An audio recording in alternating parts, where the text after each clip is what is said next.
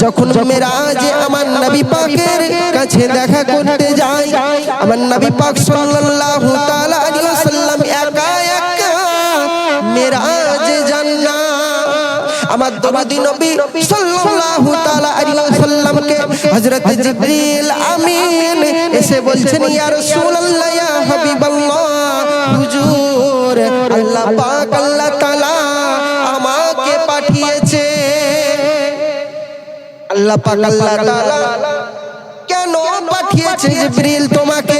সঙ্গে সঙ্গে আমার দরদি নবী সাল্লাল্লাহু তাআলা আলাইহি ওয়াসাল্লাম যখন জিজ্ঞাসা করলেন, সঙ্গে সঙ্গে জিবরিল আমিন বলছেন, ইয়া রাসূলুল্লাহ, ইয়া হাবিবাল্লাহ, আপনি আল্লাহ পাকের সাথে দেখা করতে যাবেন। ইয়া রাসূলুল্লাহ, ইয়া হাবিবাল্লাহ, আমি জিবরিল আপনাকে সঙ্গে নিয়ে যাব অজানা পথ, আমি বড় ধন্য হব। আল্লাহ পাকের সাথে আমি জিবরিল কোনদিন দেখা করিনি।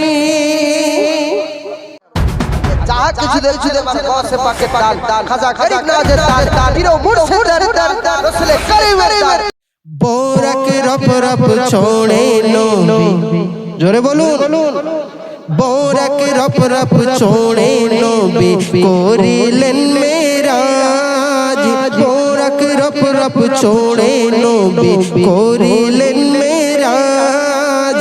আল্লাহ দিলেন সেরা উপহার আমাদের নামাজ, আল্লাহ দিলেন সেরা উপহার আমাদের নামাজ। বোরক রব রব ছোড়ে নবী করিলেন মেরাজ, আল্লাহ দিলেন সেরা উপহার আমাদের নামাজ, আল্লাহ দিলেন সেরা উপহার আমাদের নামাজ। তারপর কি বলছেন দেখুন, আর কুরসি লৌহ কলম হলো যে খুশি, প্রাণের নবীকে নিলেন দেখো আল্লাহর পাশাপাশি। আর কুরসি লৌহ কলম হলো যে খুশি, প্রাণের নবীকে নিলেন দেখো আল্লাহর কাছাকাছি। প্রেমের গেলাপ মধুর আলাপ, প্রেমের গেলাপ মধুর আলাপ আর সে হবে আজ। আল্লাহ দিলেন সেরা উপহার আমাদের নামাজ, আল্লাহ দিলেন সেরা উপহার আমাদের নামাজ। বোরক রব রব ছোড়ে নবী করিলেন মেরাজ, বোরক রব রব ছোড়ে নবী করিলেন মেরাজ। আল্লাহ দিলেন সেরা উপহার আমাদের নামাজ, আল্লাহ দিলেন সেরা উপহার আমাদের নামাজ। জোরে বলুন।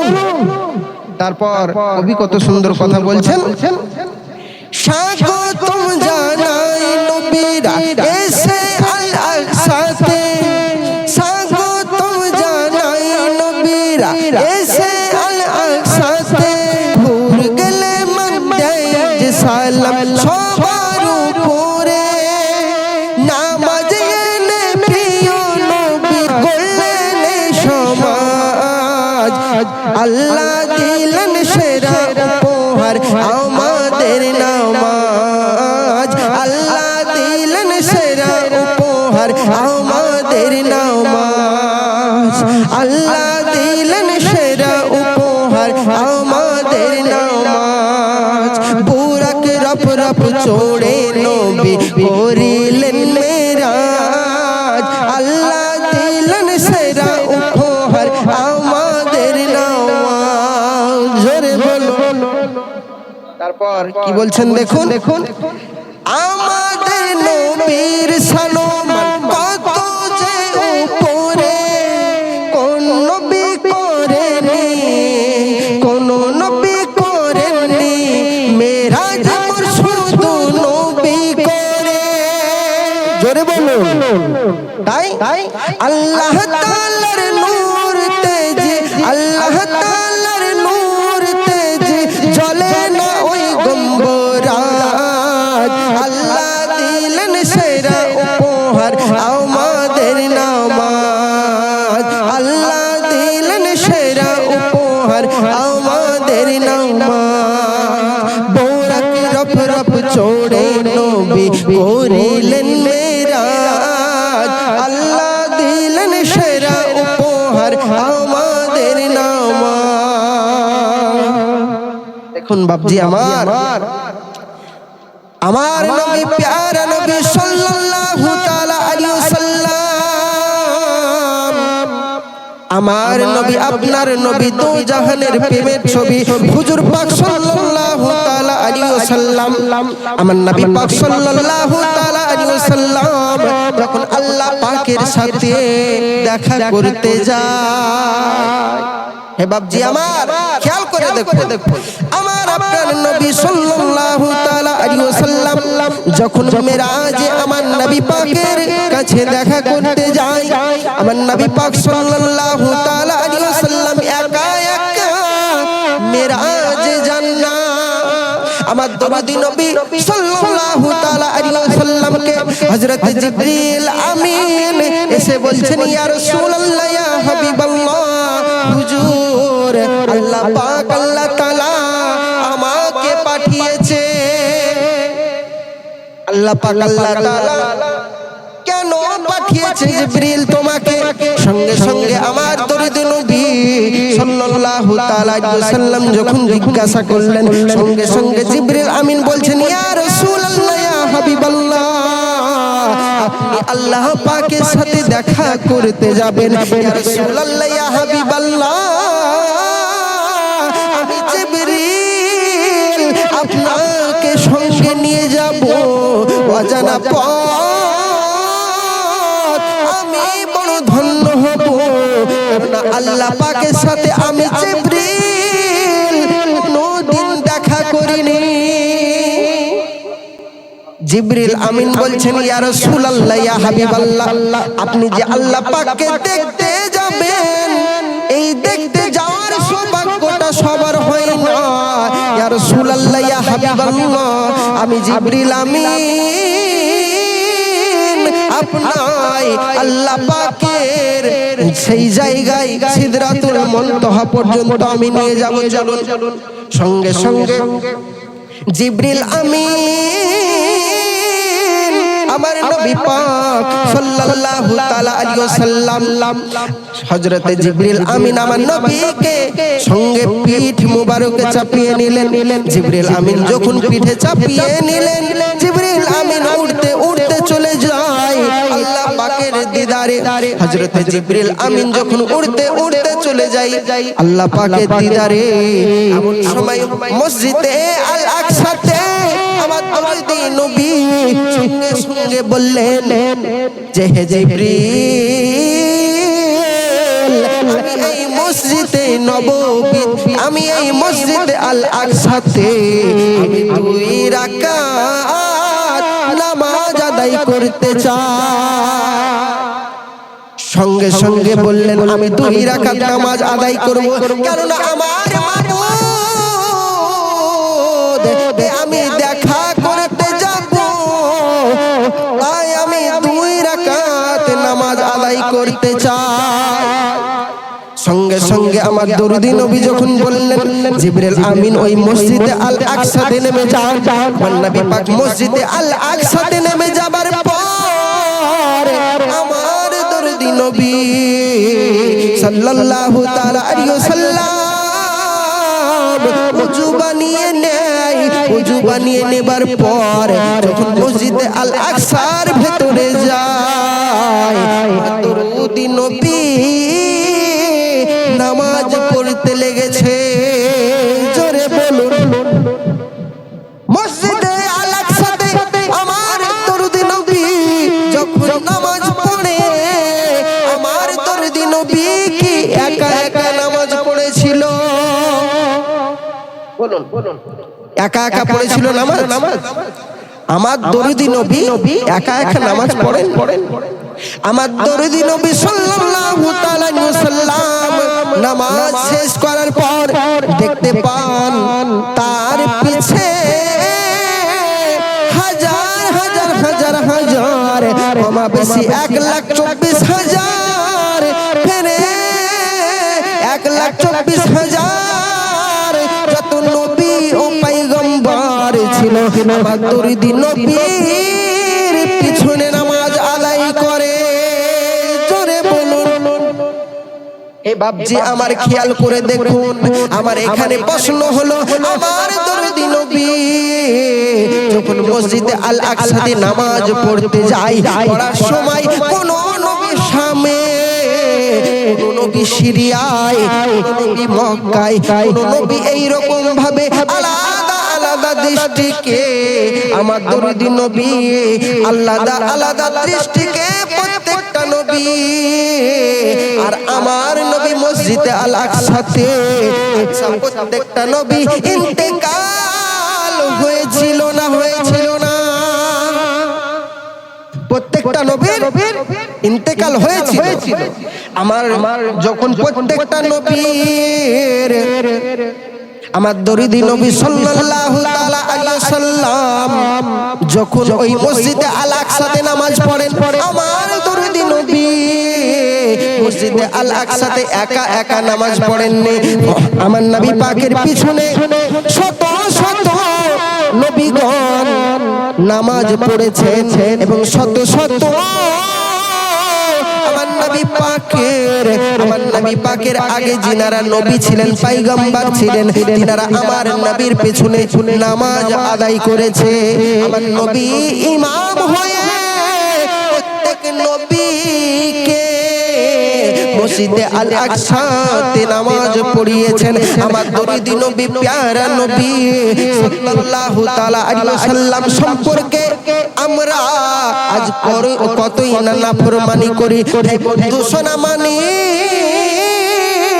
কেউ বলেন নবী মাজার রওজা মুবারকে জিন্দা নয়, আবার কেউ বলেন আমার দরদি নবী মরে পচে গলে গেছে। কিছু কিছু আহলে হাদিস নামে কিছু কিছু দল বেরিয়েছে, কিছু কিছু আলাদা আলাদা তাদের স্তর রয়েছে, কিছু কিছু মাযহাব তাদের নামকরণ নিয়ে নিয়েছে, কিন্তু মাযহাব তাদেরকে বলা হয় না। তারা নিজেকে আহলে হাদিস বলে দাবি করে, নিজেকে হক বলে দাবি করে, আবার দরদি নবীর নামে তারা উল্টো পাল্টা বলে বেড়ায়। আমার দরদি নবী সাল্লাল্লাহু তাআলা আলাইহি সম্পর্কে, আমার নবী পাকের সম্পর্কে তারা কুমন্ত্রণা করে, তারা মনে করে আমার দরদি নবী মাজার মুবারকে জিন্দা নয়। আহলে সুন্নাতুল জামাত আমার দরদি নবী সাল্লাল্লাহু তাআলা আলাইহি ওয়াসাল্লামকে জিন্দা মানে একটাই কারণ, একটাই কারণ। খেয়াল করে দেখুন, 55 হিজরিতে আমার দরদি নবী সাল্লাল্লাহু তাআলা আলাইহি ওয়াসাল্লাম নিজের হাত মোবারক বার করে উম্মতকে দেখিয়েছে। জোরে বলুন, 55 হিজরিতে আমার দরদি নবী নিজের হাত মোবারক বের করে উম্মতকে বলেছেন, মা তোরা আমাকে ভুলে যাস না, আমি রওজা মুবারকে তোদের জন্য এখনো কাঁদি। আমার দরদি নবী, এখান থেকে একটি হাদিস পাওয়া যায়, আমার দরদি নবী জিন্দা রয়েছেন। আরো হাদিস পাওয়া যায়, দেখুন নবী যখন মসজিদে আল আকসাতে নামাজ পড়ায়, শত শত শত শত নবীগণ এবং শত শত নবী পাকের উপরে যারা যিনারা নবী এবং পয়গম্বর ছিলেন, তাদেরকে নিয়ে নামাজ পড়েছেন। আপনি একটি কথা খেয়াল করে দেখুন বন্ধু, এত পড়াশোনা করে হাই ডিগ্রি পাস করে আপনি মাস্টার, প্রফেসর, ডাক্তার হয়েছেন, কিন্তু আমার নবী সম্পর্কে যাদের কুমন্ত্রণ ধারণা করে করে আপনি তাদের ইসলাম বেছে নিয়েছেন।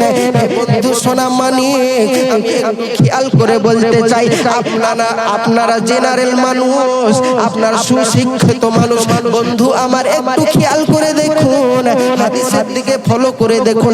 আমার দরদি নবী যখন নামাজ পড়াই প্রত্যেকটা নবী ইন্তেকাল করে গেছিলেন, প্রত্যেকটা নবী ইন্তেকাল করে গেছিলেন। তারা কেউ হায়াতে ছিল না। হযরত ঈসা নবী হায়াতে ছিল না, হযরত মূসা নবী হায়াতে ছিল না, হযরত ইব্রাহিম নবী হায়াতে ছিল না, হযরত দাউদ নবী হায়াতে ছিল না, হযরত ইউসুফ আলাইহিস সালাতু ওয়াস সালাম হায়াতে ছিলেন না। এইভাবে প্রত্যেকটা নবী, নূহ গেল, তারপরে এইভাবে আদম গেল, সমস্ত নবী কেউ হায়াতে ছিল না। কিন্তু মসজিদ আল আকসাতে এরাও আমার দরদি নবীর পিছনে নামাজ পড়েছে। হে বন্ধু খেয়াল করে দেখুন, শিক্ষিত যুবক আপনাকে পায়ে ধরে অনুরোধ করে বলি, আমার নবী সম্বন্ধে কুমন্ত্রণা করছেন যে নবী তো মরেই গেছে, আবার কি করে জিন্দা? আমার নবী জিন্দা না হয় তাহলে খেয়াল করে দেখুন, তারা ইন্তেকাল করার পর দরদি নবী সাল্লাল্লাহু তাআলা আলাইহি ওয়াসাল্লামের পেছনে মসজিদে আল আকসাতে নামাজ পড়লো কি করে? যদি মসজিদে আল আকসাতে কোন নবী যদি আমার নবীর পেছনে নামাজ না পড়তেন তাহলে আপনি বলতেন আমি মেনে নিতাম, কিন্তু আপনি এইটা তো কাটতে পারবেন না। আহলে হাদিস বলুন, দেওবন্দ বলুন, ওয়াহাবি বলুন, লামোজাবি বলুন, আর সুন্নি বলুন, প্রত্যেকেই মানে মসজিদে আল আকসাতে দরদি নবীর পিছনে তারা নামাজ পড়েছে। ইন্তেকালের পরে যারা নামাজ পড়তে পারে এনাদেরকে আল্লাহ নিজের বন্ধু বলেছেন ঠিক, কিন্তু নিজের প্যারা বলেন না। যিনাকে নিজের প্যারা বলেছে তিনি হলেন আমিনার লাল, তিনি হলেন আমিনার দুলাল, যিনাকে আল্লাহ পাক দেখা করতে ডেকেছে, যিনাকে আল্লাহ দেখা করতে ডাকে, যার জন্য আল্লাহ ব্যাকুল হয়ে থাকে, যার উপরে আল্লাহ পাক একটি কাজ করে, সারা দুনিয়ার মানুষ আল্লাহ পাকের কাজ করে বন্ধু আমার, কিন্তু আমার আল্লাহ পাক আল্লাহ তাআলা আমার আল্লাহ পাকের একটি আবার কাজ রয়েছে। আপনি বলবেন যে এটা মানে ভাই আপনি কি কথা বললেন, কিন্তু একটু খেয়াল করে দেখুন বাবা, আমরা প্রত্যেকেই আল্লাহর ইবাদত করি, আমরা আল্লাহর কাজ করি, আল্লাহ পাকের ইবাদত করি, কিন্তু আমার দরুদি নবী প্যারা মুহাম্মদুর রাসূলুল্লাহ সাল্লাল্লাহু আলাইহি ওয়াসাল্লামের প্রতি আমার আল্লাহ পাক সদা সর্বদা দরুদ পাঠ করে। জোরে বলুন, আরে যার প্রতি আল্লাহ দরুদ পাঠ করে তিনি কি মাজার মুবারকে জিন্দা নেই? মুসা বললেন আল্লাহ আপনাকে আমি দেখতে চাই, আল্লাহ পাক বললেন লান তারানি, তুমি দেখতে পাবে না। মুসা বললেন আমি আল্লাহ আপনাকে দেখতে চাই, আল্লাহ বললেন যে মুসা তুমি দেখতে পাবে না। মুসা সঙ্গে সঙ্গে আল্লাহকে বললেন আল্লাহ আমি দেখতে চাই। মুসা জোর করে আল্লাহকে, আর আল্লাহ জোর করে তার হাবিবকে। জোরে বলুন, পার্থক্য খেয়াল করে দেখুন, আল্লাহকে একজন নবী দেখার জন্য পাগল, আর আমার আল্লাহ পাক তার হাবিবকে দেখার জন্য পাগল। এইটাই তো হলো আশিক আর মাসুকের খেলা। যে আশিক আর মাসুকের খেলা বোঝে নাই তারা ঈমানদার হতে পারে না। বন্ধু আমার খেয়াল করে দেখুন, আমার দরদি নবী সাল্লাল্লাহু তাআলা আলাইহি ওয়াসাল্লামকে দেখতে ডেকেছেন, দেখার জন্য ডেকেছেন আমার আল্লাহ পাক। তাহলে সেই দরদি নবীর পাওয়ার কতটা হতে পারে আপনি খেয়াল করে দেখুন। যে নবী পাকের প্রতি দরুদ পড়েন স্বয়ং আল্লাহ তাআলা, সেই নবীর পাওয়ার কতটা হতে পারে? যে নবীকে আল্লাহ পাক আল্লাহ তাআলা ঘোষণা করছেন আমি আমার জাতি নূর হতে আমি বানিয়েছি, সৃষ্টি করেছি, আমি অন্য নবীকে আমার নিজের নূর দ্বারা সৃষ্টি করি নাই। যিনাকে আল্লাহ পাক সর্বপ্রথম নূর সৃষ্টি করেন, যিনার নূর সৃষ্টি করার পর যিনার নূরে সারা সৃষ্টি হয়, সেই নবী কি মাজার মোবারকে জিন্দা নয়। শিক্ষিত বাবু আপনাকে বলি, আজ আপনি বইয়ের কাছে কাবু হয়ে থাকেন আর দরদি নবীর পিছনে আপনি উল্টো পাল্টা বলেন। বিশেষ করে কাট মোল্লাদের কথা আপনি শুনবেন না, যেটা হাকিকাত অরিজিনাল সেটা আপনি খেয়াল করে দেখুন। হে বন্ধু আমার সোনা মানি, আদম আলাইহিস সালাতু ওয়াস সালাম সর্বপ্রথম যখন আদম জন্ম নেওয়ার পর, আদম যখন সর্বপ্রথম আমার বাপ, আপনার বাপ, পৃথিবীর সমস্ত মানুষের বাপ, আমার দরদি নবী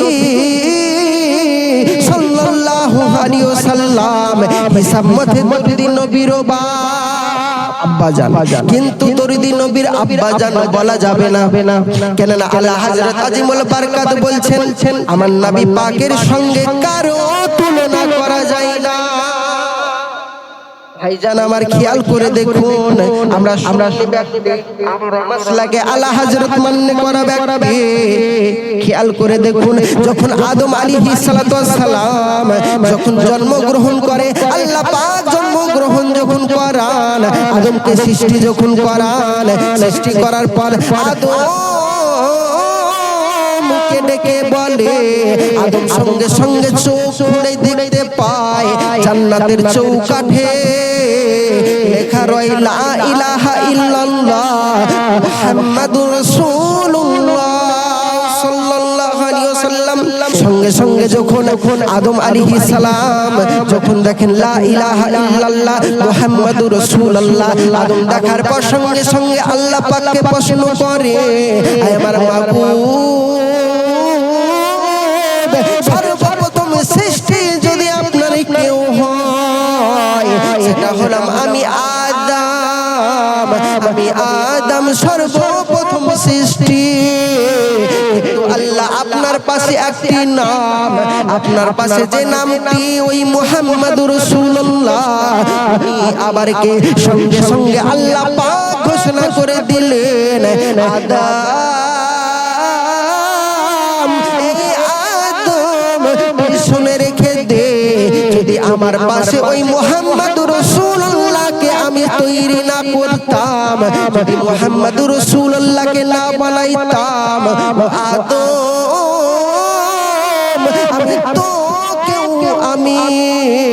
আমি তো কেউ বানাইতাম না। আদমকে বলছেন, আদম আমি তোমাকেও বানাইতাম না যদি আমার মুহাম্মাদুর রাসূলুল্লাহর নূরকে আমি সৃষ্টি না করতাম।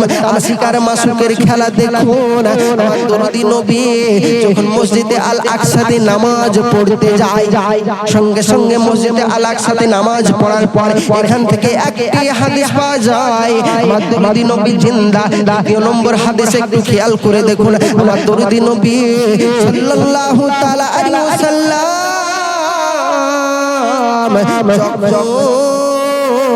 মসজিদে আল আকসা থেকে আবার আল্লাহ পাকের দিদারে জিবরিল আমিনের কাঁধ মোবারকে চেপে নাই। জিবরিল আমিন যেতে যেতে যেতে যেতে যেতে যেতে এক আসমান পার করে, দুই আসমান পার করে, তিন আসমান পার করে, চার আসমান পার করে, পাঁচ আসমান পার করে, ছয় আসমান পার করে, সাত আসমানে রয়েছে সিদরাতুল মুনতাহা।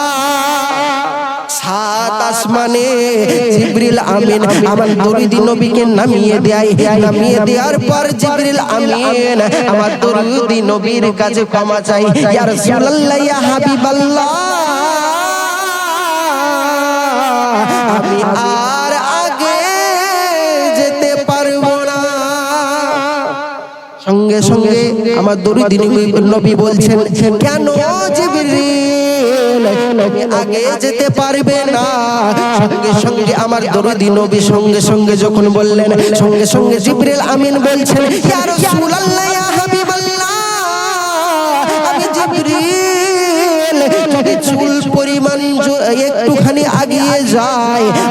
মানা যত যাহা কিছু আছে আমি চলে ভস্ম হয়ে যাব। ইয়া রাসূলুল্লাহ আমি যেতে পারবো, আপনি যান। জোরে বলুন। আমার দরিদ নবীকে বলছেন জিবরিল আমিন, ইয়া রাসূলুল্লাহ ইয়া হাবিবাল্লাহ, আমি যদি একটু চুল পরিমাণে আগিয়ে যাই আমি জ্বলে ভস্ম হয়ে যাব। ইয়া রাসূলুল্লাহ ইয়া হাবিবাল্লাহ আপনি যান। আরে মানুষ যদি আমার নবীকে তোরা বলিস তাহলে মানুষ কেন জ্বলে না? আরে জিবরিল আমিন ফেরেশতা আগুনের তৈরি, এটা আমরা সবাই জানি, নূরের তৈরি। আমার ফেরেশতা যদি নূরের তৈরি হয়, তৈরি ফেরেশতা যাওয়ার পর সিদরাতুল মুনতাহা থেকে আর যেতে পারছেন না। নবীকে স্যালুট জানিয়ে বলছেন ইয়া রাসূলুল্লাহ আমি আর আগে যেতে পারবো না। জিবরিল আমিন বলছেন, জিবরিল আমিন যখন বললেন আমার দরিদি নবী বলছেন ঠিক আছে জিবরিল। আরে জিবরিল আমিন পুড়ে ছাই হয়ে যাবে, মুহাম্মদুর রাসূলুল্লাহ পুড়বে না। তার কারণ একটাই এ থেকে বোঝা যায় আমার দরুদি নবী হলে নূরুল আলা নূর। জোরে বলুন। আরে আমার নবী পাকের তিনটি রূপ, রূপে হাকিকাত, রূপে শরিয়াত, রূপে মারিফাত। আমার নবী পাকের তিনটে রূপ যারা দেখেছে তারা তার গ্রামে ভাঙা ঘরে বসে দরুদ নবীকে দেখতে পেয়েছে। জোরে বলুন। ও বাপজি আমার খেয়াল করে দেখুন, জিবরিল আমিন বলছেন ইয়া রাসূলুল্লাহ ইয়া হাবিবাল্লাহ হুজুর আমি আর আগে যেতে পারবো না, আপনি আমার মতন নন, আপনাকে আমি বাধা দেব ইয়া রাসূলুল্লাহ, আর আমি আপনার মতন নই ইয়া রাসূলুল্লাহ, আপনার সঙ্গে আমি যাব, আপনার মতন নই আর আপনি আমার মতন নন যে আপনাকে আমি বাধা দেব। আরে জিবরিল আমিন যদি নিজের সাথে তুলনা নবীকে না করে, কোন জাতের মুসলমান দরুদি নবীকে বড় ভাইয়ের সমান মনে করিস? জোরে বলো, ঠিক না ভুল? দরুদি নবী সাল্লাল্লাহু আলাইহি ওয়াসাল্লাম সম্পর্কে কতটা প্রধানতর তার মন্ত্র চিন্তা করুন। যে দরুদি নবী সাল্লাল্লাহু আলাইহি ওয়াসাল্লাম সম্পর্কে আল্লাহ পাক বলছেন, জিবরিল আমিন বলছেন ইয়া রাসূলুল্লাহ ইয়া হাবিবাল্লাহ আমি চুল পরিমাণ যেতে পারবো না, কিন্তু আমি আপনাকে বাধা দিব না, কারণ আপনি আমার মতন নন যে আপনাকে বাধা দিব। জিবরিল আমিনের আকীদা বোঝা যায়, জিবরিল আমিনের আকীদা যে দরুদি নবী ফেরেশতাদেরও মতন নন। জোরে বলো। সাধারণ মৌলবি আহলে হাদিস নামে দেওবন্দ নামে আখ্যায়িত, তারা মনে করে দরুদি নবী আমাদের মতন মানুষ। এই তো হলো দুশমনের কাজ। এরাই নবী পাকের আওলাদের গলায় ছুরি, অন্য কেউ নয়, এরাই নবী পাকের আওলাদের গলায় ছুরি চালিয়েছে। জান্নাত পাওয়ার জন্য নামাজ আদায় করে আর জান্নাত ওয়ালাকে কতল করে। বাপজি আমার খেয়াল করে দেখুন, আমার দরুদি নবীকে জিবরিল আমিন বলছেন আমি আপনার মতন নই আর আপনি আমার মতন নই। তাহলে জিবরিল আমিনের আকীদা আমার দরুদি নবী নিজের মতো মনে করেন না, আর যারা নিজের মতন মনে করবে তারা হলো সর্বপ্রথম আমার নবী পাকের দুশমন। আরে বাপজি আমার খেয়াল করে দেখুন, আবু জাহেল নবী পাকের সম্মুখে এসে বলছে ইয়া রাসূলুল্লাহ ইয়া হাবিবাল্লাহ হে মুহাম্মদ, যদি আল্লাহর সত্যি নবী হয়ে থাকো তাহলে আকাশে চাঁদকে দ্বিখণ্ডিত করে দেখাও। আমার আল্লাহ পাক আল্লাহ তাআলা তার হাবিবকে বলে দেন, হাবিব তোমাকে শক্তি দিয়েছি, তোমাকে তাকত দিয়েছি, তোমাকে পাওয়ার দিয়েছি, তোমাকে পাওয়ার আলা পাওয়ার হাউস বানিয়েছি।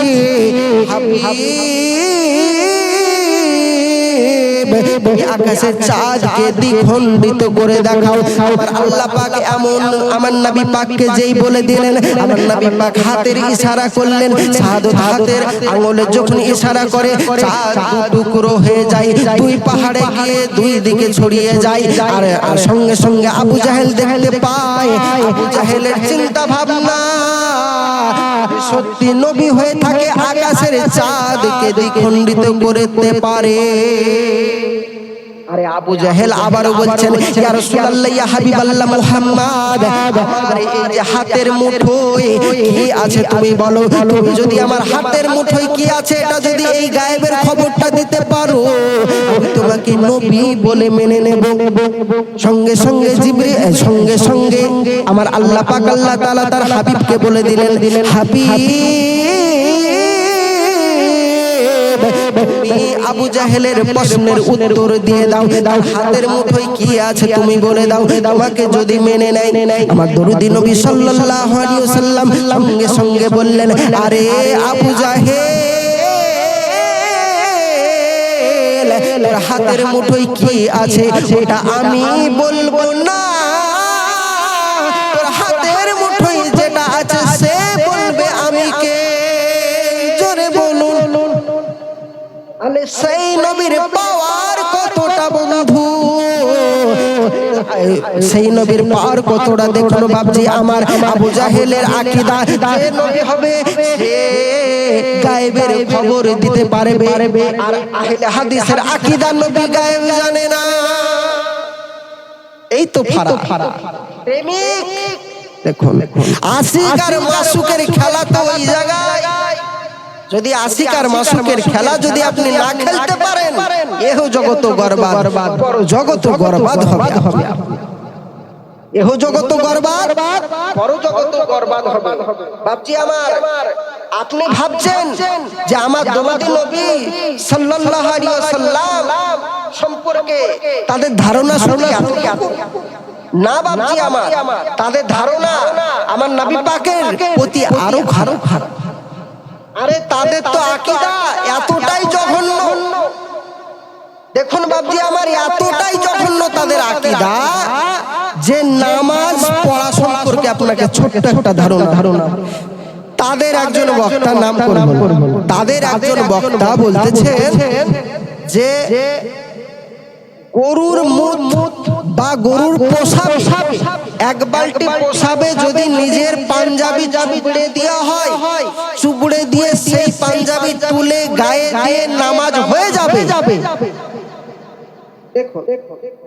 তাদের আকীদা দেখো, সেই পাঞ্জাবি পরে নামাজ হয়ে যাবে। বলছে যদি নামাজে গাধা গরু বেশ্যার নারীকে স্মরণ চলে আসে নামাজ হয়ে যাবে, কিন্তু যদি আমেনার লালকে স্মরণ চলে আসে নামাজ। তাদের চিন্তা ভাবনা দেখো, এই তো তাদের আকীদা। যাই হোক বাপজি আমার, আমি ওই দিকে যাব না। কি বলছেন দেখুন,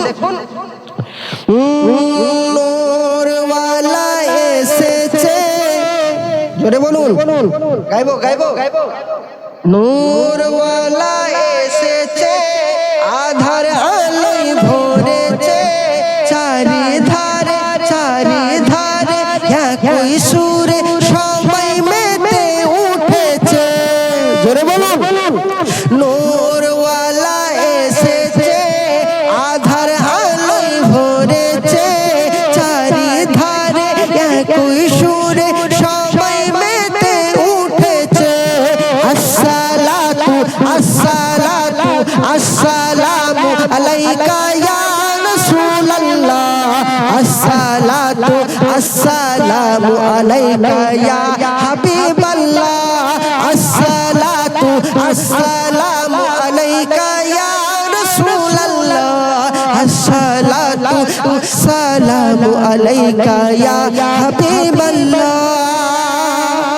और सुन ले, आरस जारे परस भोरे রেখেছিল যত্নেতে,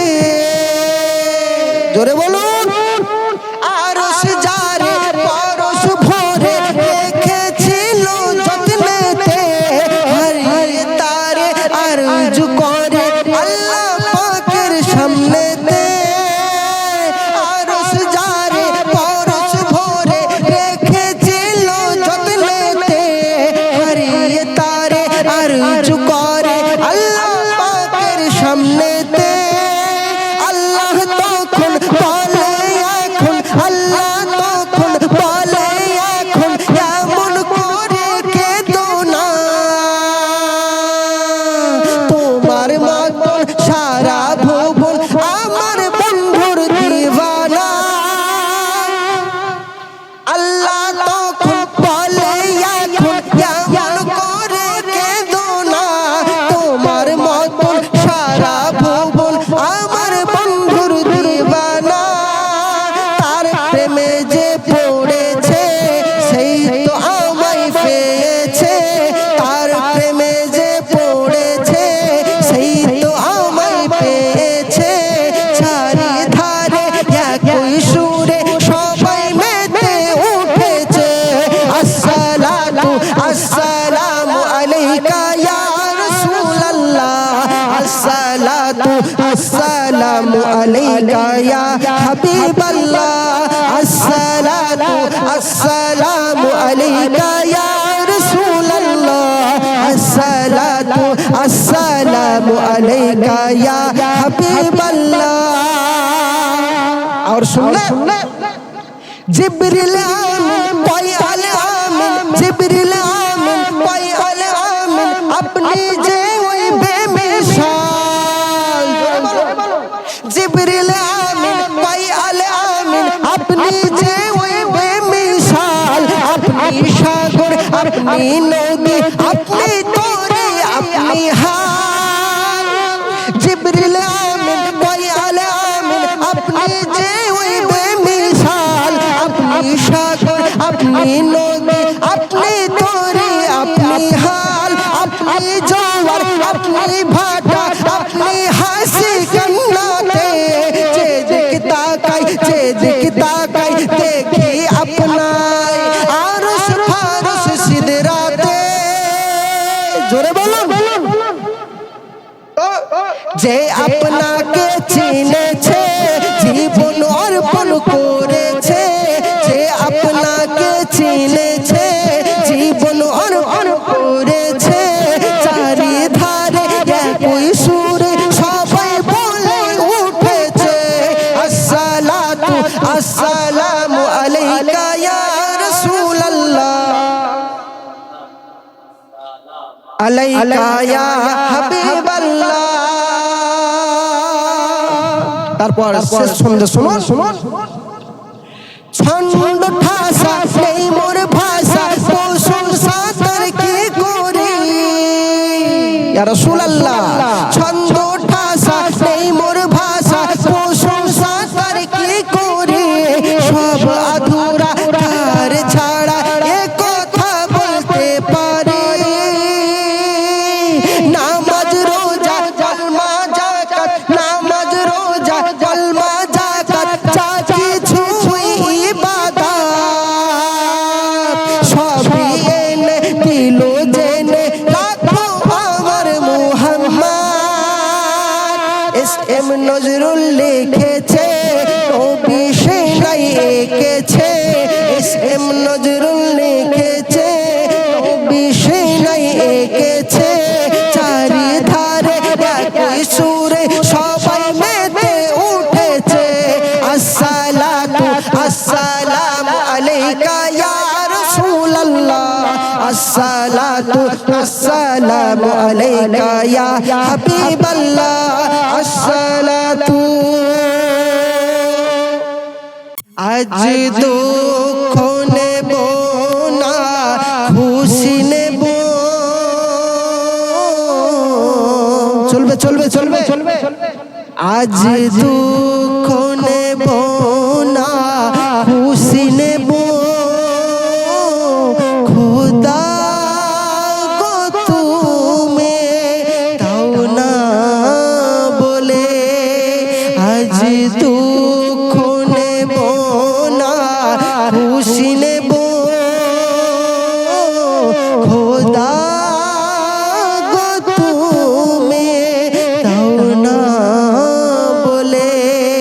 কেন কেন আজ এই দিনেতে রাসূল এলো, আজ এই দিনেতে রাসূল এলো, আর এই দিনে বিদায় নিল। আজ দুঃখ নেব না, খুশি নেব, খোদা গো তুমি দাও না বলে। অনেক ওল্ড গোল্ড আমার দরদি নবী সাল্লাল্লাহু তাআলা আলাইহি ওয়াসাল্লামের একজন সাহাবী, নাম তার হলো হযরত সালবা। আমার দরদি নবী সাল্লাল্লাহু তাআলা আলাইহি ওয়াসাল্লামের একজন সাহাবীর নাম হযরত সালবা রাদিয়াল্লাহু তাআলা আনহু। আমার দরদি নবী সাল্লাল্লাহু তাআলা আলাইহি ওয়াসাল্লামকে একদিন আমার দরদি নবী সঙ্গে সঙ্গে সালবাকে ডেকে বললেন, সালবা তুমি আমার কাছে এসো। সর্বপ্রথম যখন সালবা আমার নবী দরদি নবীর কাছে ইসলাম ধর্ম গ্রহণ করে, ইসলাম ধর্ম গ্রহণ করার পর সালবা আমার দরদি নবীর কাছেই থাকতে। তার উঠা বসার একটি কাজ ছিল, সর্বসময় এবং সব কাজে তার হাবিবুল্লাহকে রাজি ও খুশি করা। একদিন দরদি নবী সাল্লাল্লাহু তাআলা আলাইহি ওয়াসাল্লামকে সালবাকে ডেকে সঙ্গে সঙ্গে আমার দরদি নবী বললেন, সালবা আমি একটু তোমাকে বাইরের দিকে কাজের জন্য পাঠাবো। সালবা তুমি অমুক দেশে চলে যাও, অমুক জায়গায় চলে যাও, আমার এই পত্রটা অমুক জনকে দিয়ে দিবে। সালবা সঙ্গে সঙ্গে আমার দরদি নবীর হুকুম নিয়ে, আমার দরদি নবীর হুকুম নিয়ে চলে গেলেন। আমার দরদি নবী জানেন যে যেতে আর আসতে 2 দিন সময় লাগে। তো সালবা রাদিয়াল্লাহু তাআলা আনহু যখন আমার দরদি নবীর ফরমান নিয়ে চলে যায়, সালবা যেতে যেতে যেতে যেতে যেতে যেতে যেতে একটা গ্রাম, 2টো গ্রাম, 3টে গ্রাম, একটা শহর, 2টো শহর, 3টে শহর, এইভাবে হেঁটেই চলেছে। শাম সিরিয়া পার করার পর হযরত সালবা করুণ অবস্থা হয়ে গেল। বাপজি আমার খেয়াল করে দেখুন, আমার সালবা আমার নবী পাকের একজন খাস সাহাবী। সালবা একদিন যেতে যেতে যেতে যেতে দেখতে পাই ওই যে নবী পাকের ফরমান নিয়ে যায়। সেই সময় যেতে যেতে শাম পার করার পর, সিরিয়া পার করার পর দূর যায় দুপুর বেলা কিছু মহিলা মানুষ, মহিলা তারা বিশেষ করে উলঙ্গ অবস্থায় নয়, তারা কাপড় চোপড় পরেই ছিল। তারা এক কথায় একটি পুকুরে গোসল করতেছিল, একটি পুকুরে গোসল করতেছিল। আর সেই পুকুরের ধার দিয়ে রাস্তা। আমার সালবা নবী পাকের ফরমান অনুযায়ী হেঁটে হেঁটে যায়। আর যখন হেঁটে হেঁটে যায় পুকুরের দিকে তার নজর পড়ে যায়। পুকুরের দিকে যখন নজর পড়ে যায় একজন মহিলা উল্টো দিকে মুখ করে তার চুলটা ঝাড়ছিল। সাধারণত মেয়েরা যেভাবে চুল ঝাড়ে বাইরে, সেইভাবে তিনি চুল ঝাড়ছিল। আর আমার সালবা তার চুলটা দেখে নেয়, সঙ্গে সঙ্গে করুণ অবস্থা। বাপজি আমার খেয়াল করে দেখুন, সালবা সঙ্গে সঙ্গে কিছু দূর যাওয়ার পর একটি পাহাড়ের গুহায় লুকিয়ে পড়ে। পাহাড়ের গুহায় লুকিয়ে পড়ার পর একদিন নয়, 2 দিন নয়, 3 দিন নয়, 4 দিন নয়, 5 দিন নয়, 7 দিন পার হয়ে যায়। কিন্তু দরুদি নবী তিনি এখনো অবধি সালবাকে দেখতে পাই না। সাহাবায়ে কিরামকে জিজ্ঞাসা করছেন, ও আবু বকর, ও ওমর, ও আলী,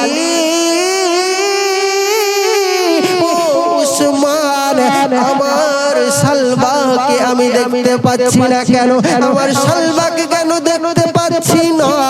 আমার দরুদি নবী সালবার জন্য কান্না করছে, কতটা ভালোবাসতেন, রক্তের সম্পর্ক নয়, কিন্তু তিনার সাহাবীর প্রতি তিনার কতটা মহব্বত ছিল।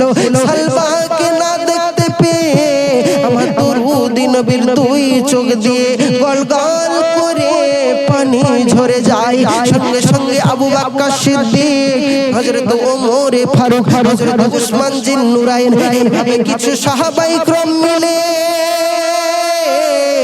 রাস্তা দিয়ে খোঁজ লাগাতে লাগাতে যায়।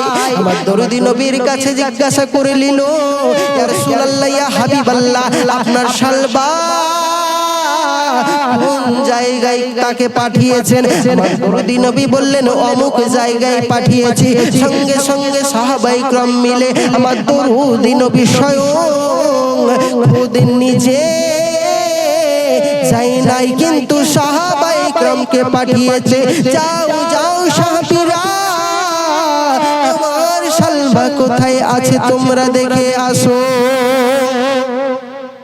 সালবা এইদিকে পড়ে পড়ে গুহার মধ্যে কান্না করে, আয় আমার মাবুদ, আয় আমার আল্লাহ, আয় আমার রাসূলুল্লাহ, ইয়া রাসূলুল্লাহ। আমার রাসূল পাকের মহব্বতে কান্না করে।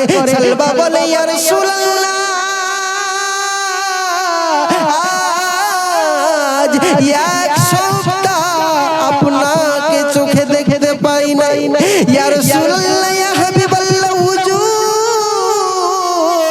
আমি যেদিন হতে ইসলাম গ্রহণ করেছি হুজুর, আমি আপনার কাছেই খেয়েছি, আপনার কাছেই ঘুমিয়েছি, আপনার সাথেই ঘুরেছি, আপনার মাথায় আমি তেল দিয়ে দিয়েছি। ইয়া রাসূলুল্লাহ, বাজারে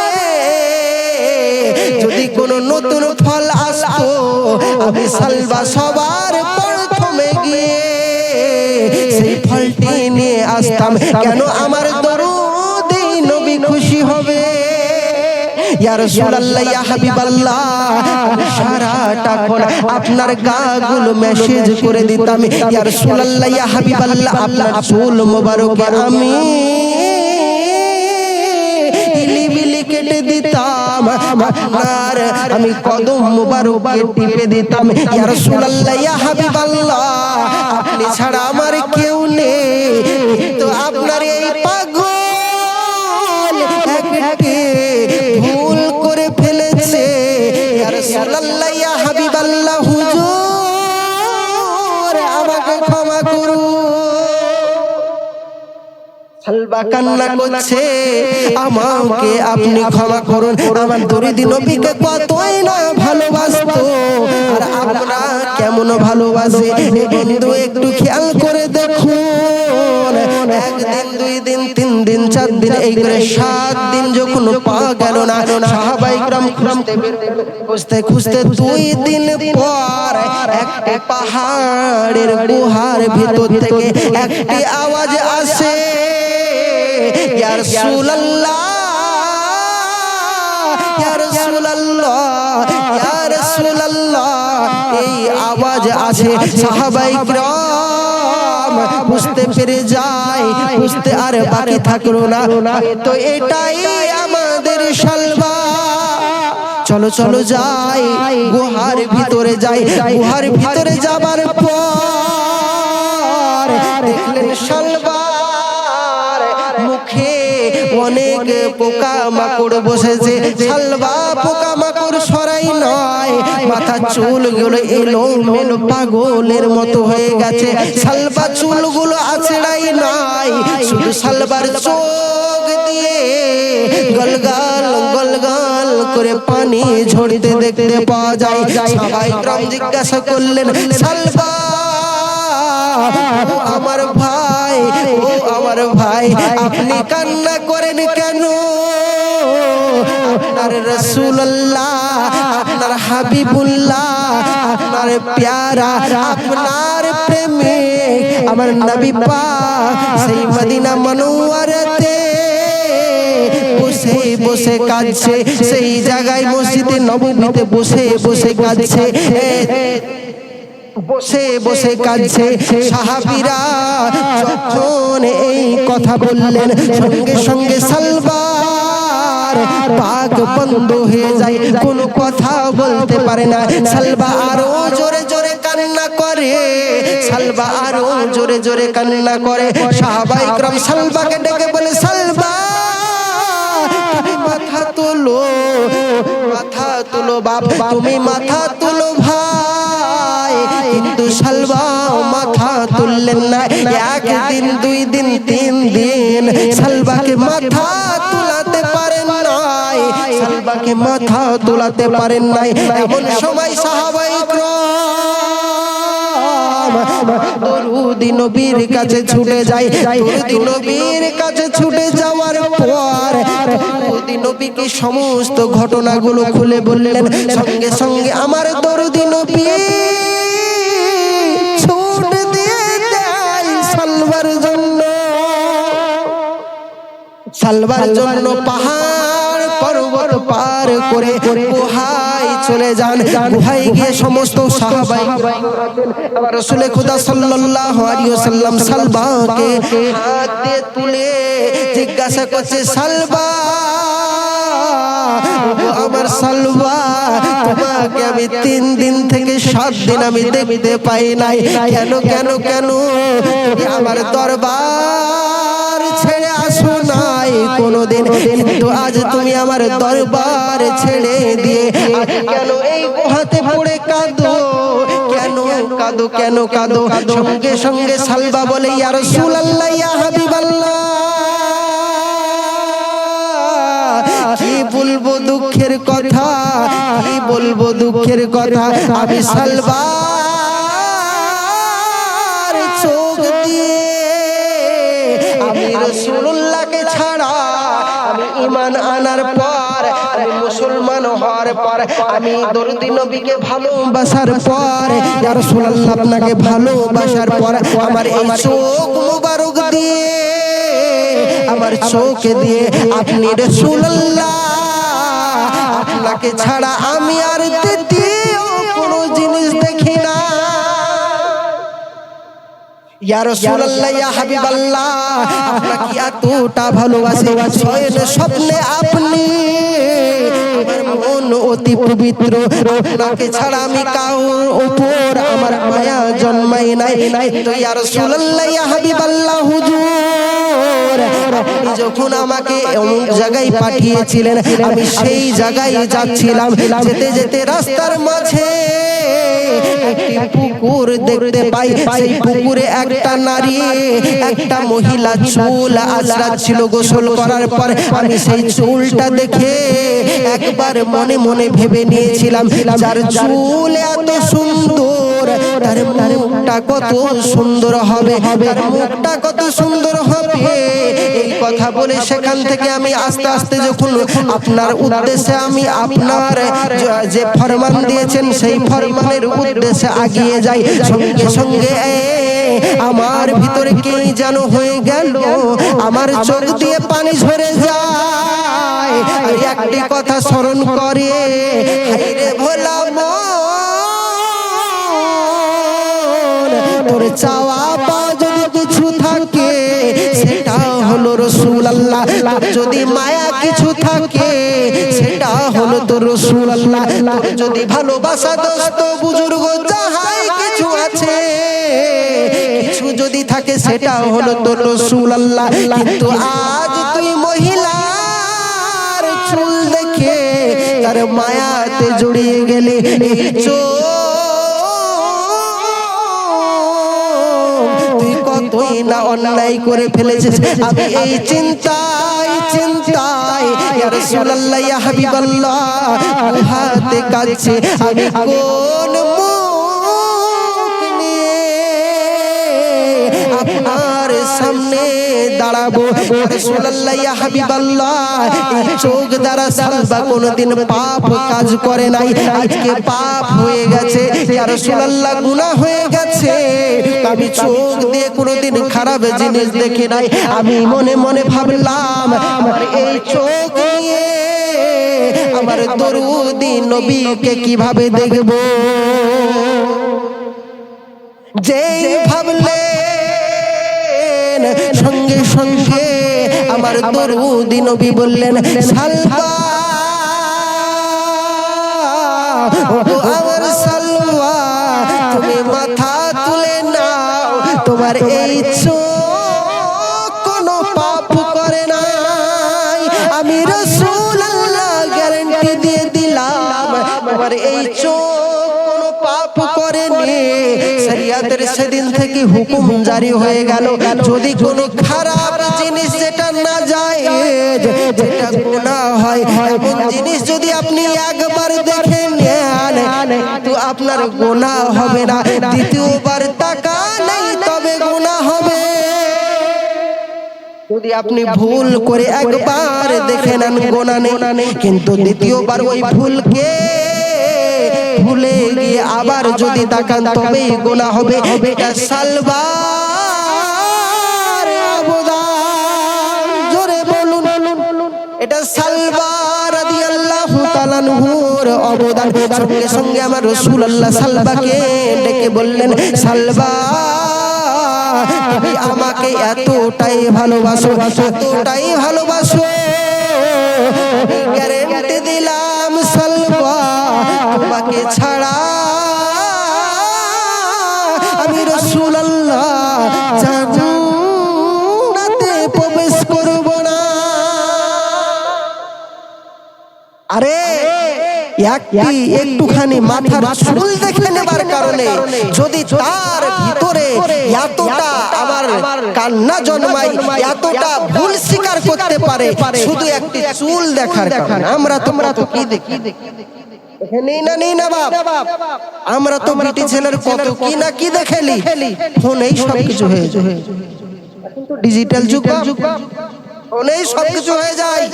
কিন্তু সাহাবীদের তেনাদের আকীদা, তেনাদের ভালোবাসা কেমন ছিল? আমরা পীর মুর্শিদকে ভালোবাসি, আবার গোপনে গোপনে ছড়ি মেয়ে ছেলের অঙ্গ প্রত্যঙ্গ দেখি, বেগানা নারী কেমন ভালোবাসা।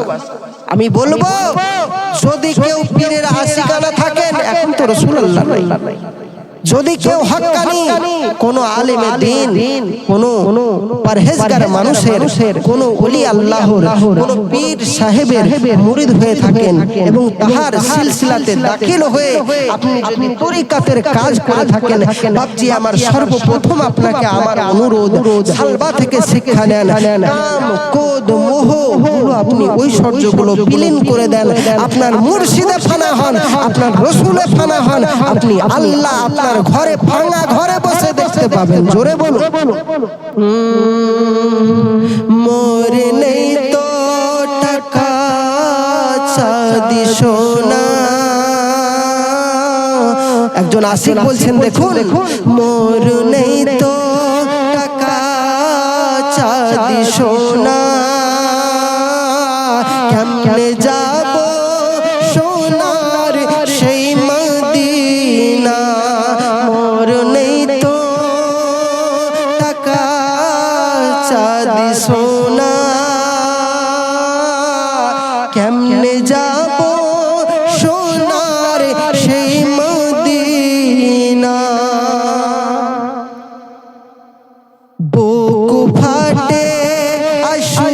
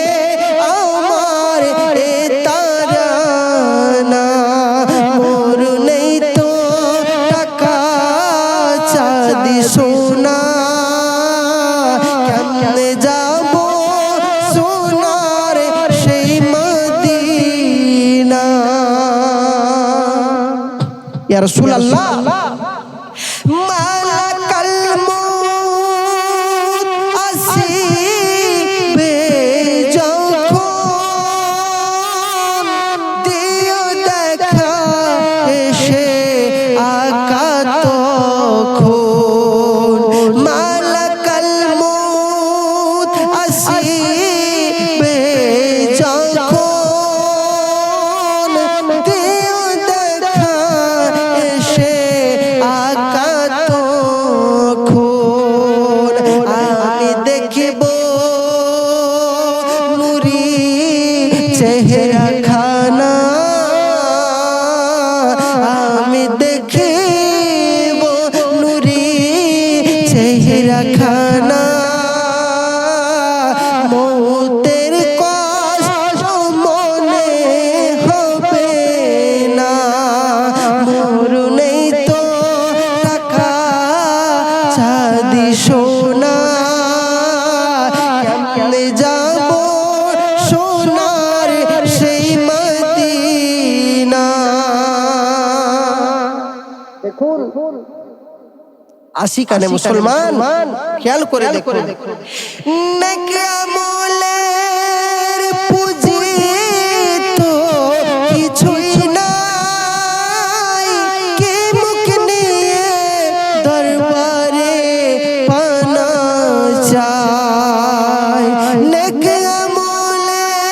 আমলের পুঁজি তো কিছুই নাই কে মুখ নিয়ে দরবারে পানা চায় তুমি যদি বলো মোর দিওয়ানা তুমি যদি বলো মোর দিওয়ানা আল্লাহর কসর করবেন মারজুনা মোর নেই তো টাকা চাঁদি সোনা কেমনে যাব সোনার সেই মদিনা দেখুন তারপর বলছেন ভয়ে কাঁদব যখন ওই কবরে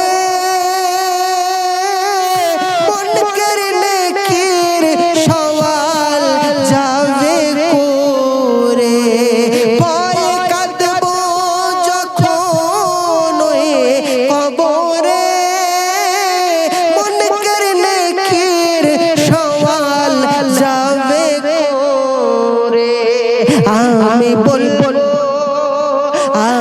বলবো মোর শাহে মদিনা